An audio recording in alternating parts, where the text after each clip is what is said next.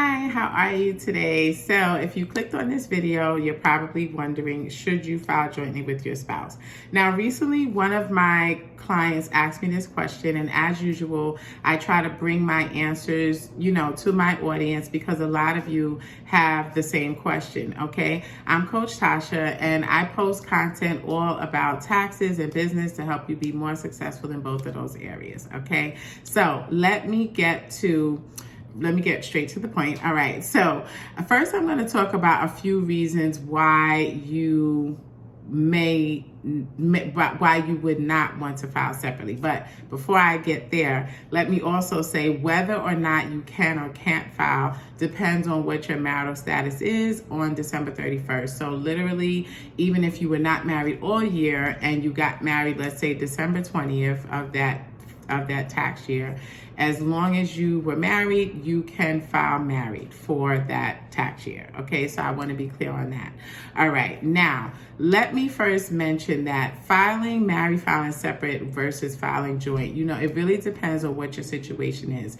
Now, one reason why it's not the best thing to filing separate is that, first of all, it puts you into higher tax rates, okay? Because the tax rates compared to married filing joint versus married filing separate is going to always deal with higher tax rates, okay? So that's the first thing. The other reason is that filing separately, you're going to be dealing with reduced deductions and credits and things like that, different eliminations, different reductions. For example, the child independent care credit, okay, child tax credit, all of those things are going to be reduced.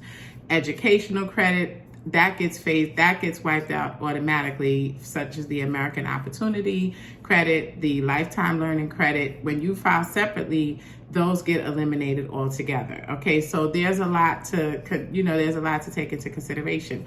Also, your retirement contributions are going to be limited, okay, on IRAs. All right, that's another situation. So these are, there's a lot. I'm not going to go down the whole list, but I just wanted to mention a few reasons why you would not want to file separately, okay?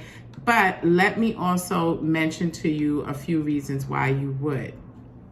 All right. And also let me say that, you don't have to necessarily be separate from your spouse to file separately, okay? Some married people are still together, still cohabitating and everything like that, and they still want to file separately for their own reasons, okay?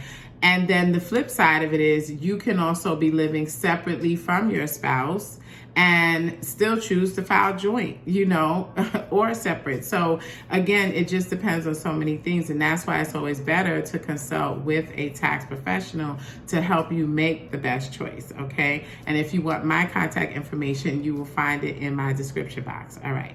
Now, should you file, reasons why you would want to file separately, okay? First of all, it separates your liabilities, okay? The one spouse's liabilities from the other, all right?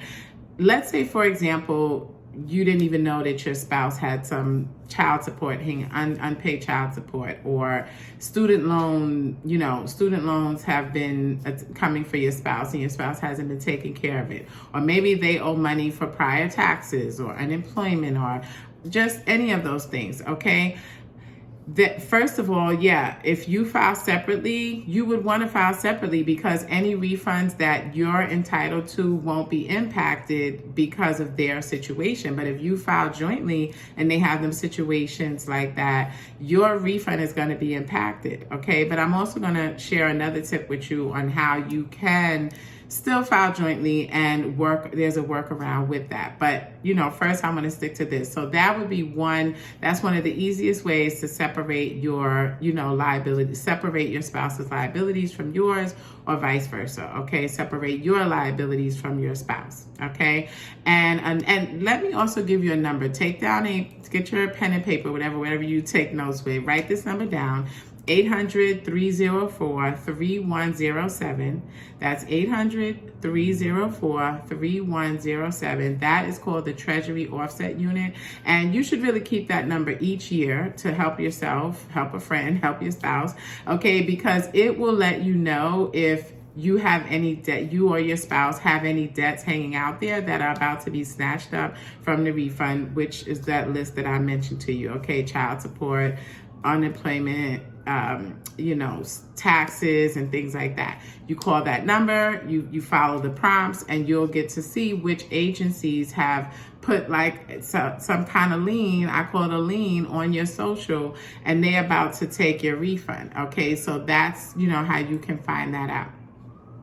The other reason why you would want to file separately from your spouse is, let's say you actually are dealing with a separation right now, y'all are headed towards divorce or whatever, and maybe you just want to keep your financial life separate. Okay, that then you would probably want to file separate. Okay, you would want to file separate. So there's multiple reasons why you would or wouldn't want to file, and again, there's a whole list, but I'm not going to go through all of them. Now, what I will say is, if there are some situations going on, you can still file joint, but you can also file what's called innocent spouse relief. Okay, and that will help protect your portion of the refunds that you're entitled to. Okay, so if you're you should be working with a tax professional if you have a complicated situation going on.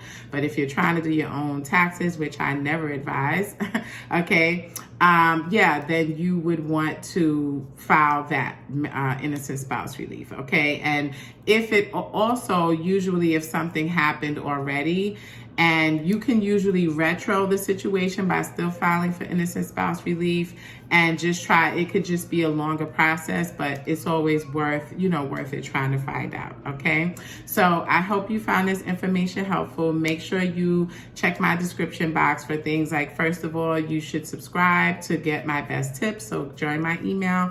I also have a business and tax success club that you can become a member of. Check out that link, and again, you can book me for a one-on-one consultation so that I can answer your unique questions. Okay, I hope you found this video helpful. I will meet you on the corner of success, and bye for now.